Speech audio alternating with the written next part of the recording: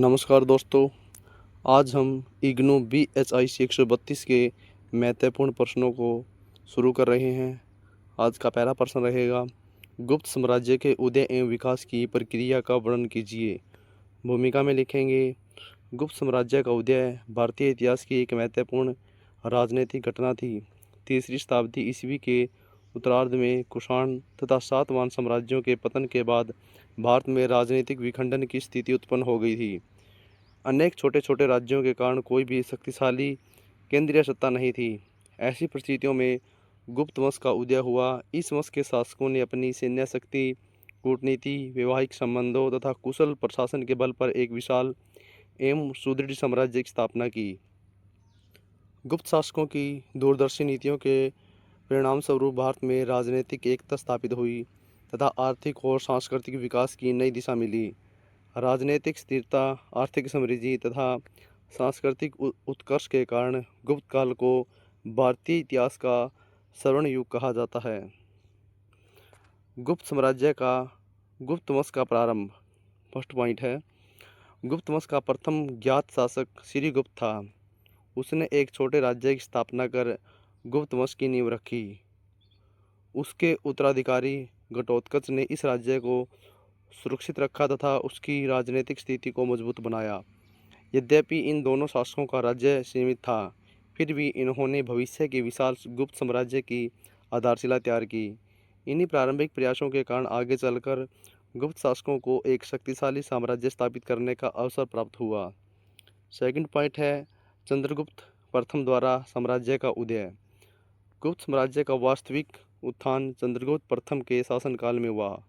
उसने महाधिराज की उपाधि धारण की तथा लिच्छवी राजकुमारी कुमार देवी से विवाह कर अपनी राजनीतिक शक्ति को सुदृढ़ बनाया।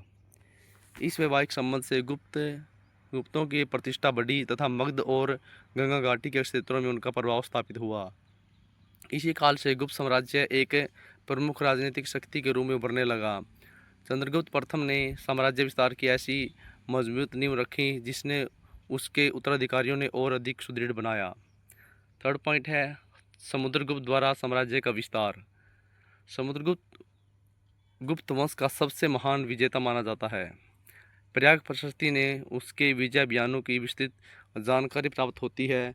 उसने उत्तर भारत के अनेक राज्यों को अपने साम्राज्य में मिला लिया तथा दक्षिण भारत में विजय प्राप्त कर वहाँ के शासकों को अधीनस्थ बनाकर शासन करने दिया। उसकी इस नीति से गुप्त साम्राज्य का प्रभाव संपूर्ण भारत में फैल गया और उनकी राजनीतिक प्रतिष्ठा में अत्यधिक वृद्धि हुई। प्रत्यक्ष प्रशासन तथा अधीनस्थ राज्यों की नीति ने साम्राज्य की स्थिरता बनाए रखने में महत्वपूर्ण भूमिका निभाई। नेक्स्ट पॉइंट है, चंद्रगुप्त द्वितीय द्वारा साम्राज्य का विकास। चंद्रगुप्त द्वितीय विक्रमादित्य ने पश्चिमी क्षेत्रों को पराजित कर गुजरात, मालवा तथा सौराष्ट्र पर अधिकार स्थापित किया। उसने पश्चिमी समुद्री व्यापार मार्ग गुप्तों के नियंत्रण में आ गए और साम्राज्य की आर्थिक समृद्धि बढ़ी।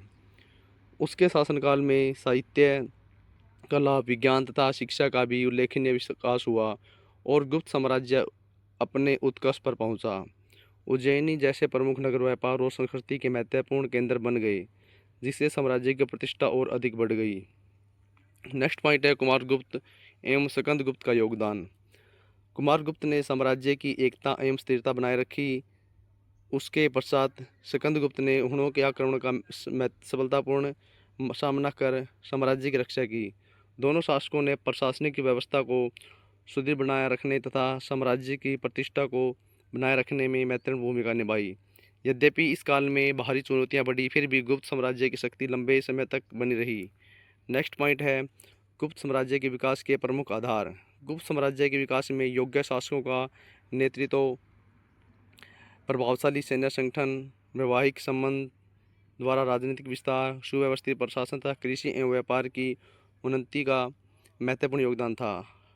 स्वर्ण मुद्राओं का प्रचलन, धार्मिक सहिष्णुता तथा कला साहित्य के संरक्षण ने भी साम्राज्य को सुदृढ़ तथा स्थिर बनाया।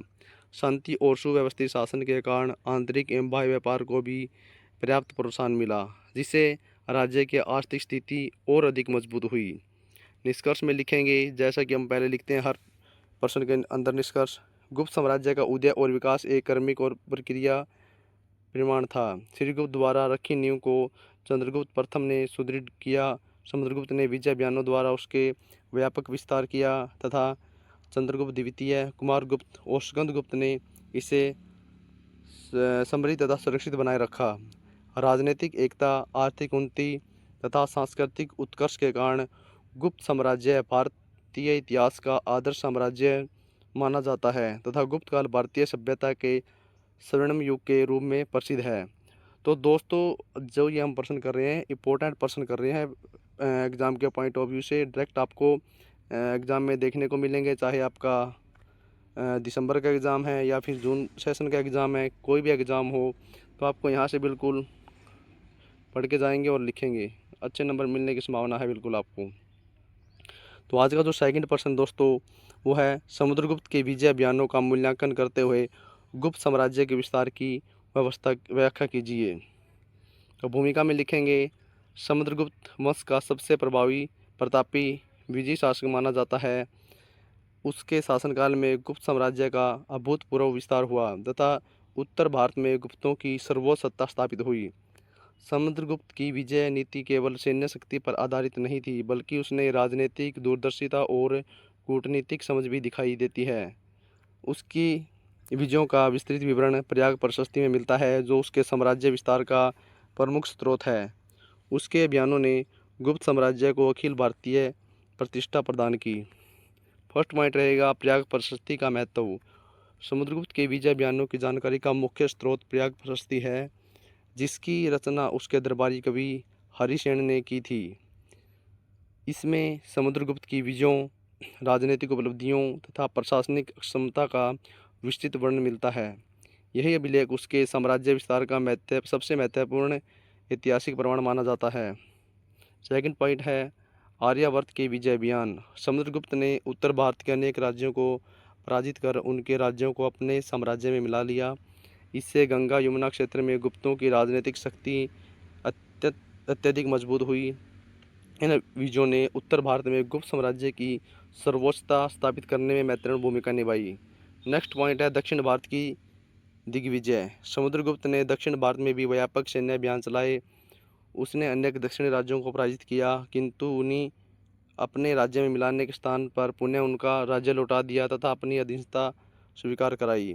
इस नीति ने उसे बिना प्रत्यक्ष शासन के दक्षिण भारत में राजनीतिक प्रभाव स्थापित करने में सफलता मिली।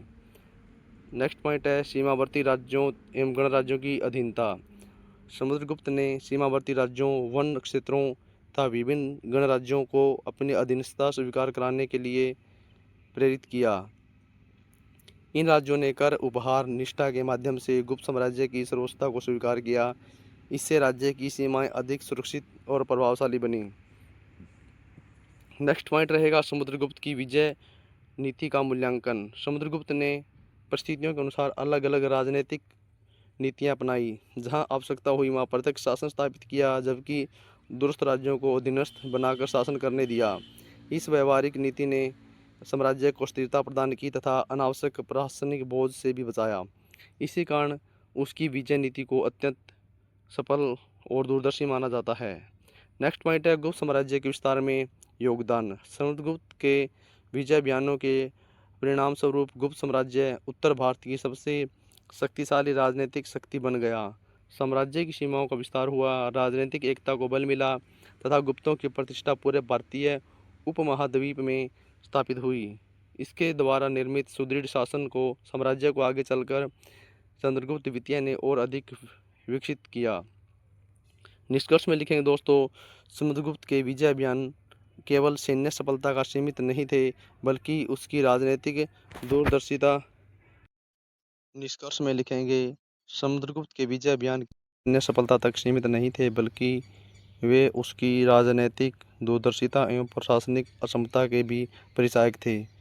उसने प्रत्यक्ष शासन, अधीनस्थ राज्यों तथा कूटनीतिक संबंधों का संतुलित प्रयोग कर गुप्त साम्राज्य का व्यापक विस्तार किया। यही कारण है कि समुद्रगुप्त को गुप्त साम्राज्य का महानतम विजेता माना जाता है। उसके शासनकाल को गुप्त साम्राज्य के उत्कर्ष का महत्वपूर्ण चरण माना जाता है। दोस्तों, आज हमने यूनिट 1 के 2 महत्वपूर्ण प्रश्न किए हैं, बाकी प्रश्न भी हम करेंगे ऐसे ही। इसकी PDF आपको मिल जाएगी। कमेंट में PDF लिख देना है। धन्यवाद दोस्तों। जय हिंद, जय भारत।